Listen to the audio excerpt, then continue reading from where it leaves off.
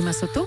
Et on retrouve Axel de Tarlet. Bonjour Axel. Bonjour Thomas. La presse régionale en grande difficulté. Tous les journaux de l'Est de la France, le Dauphiné libéré, l'Est républicain, etc.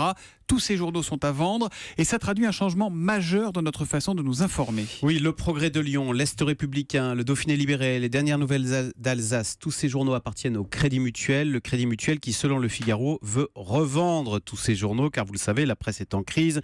La Voix du Nord supprime un quart de ses effectifs. Le magazine Marianne est en cessation de paiement. Pourquoi ?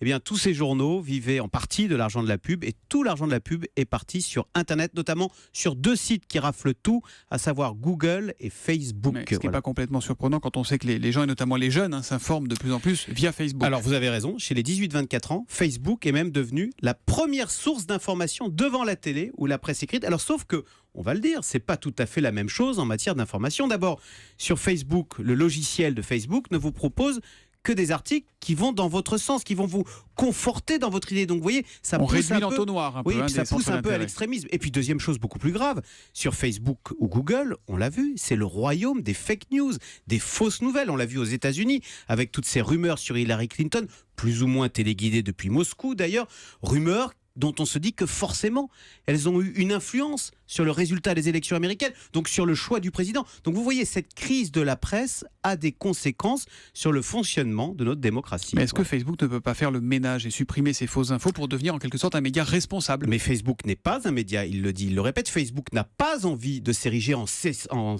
censeur d'Internet.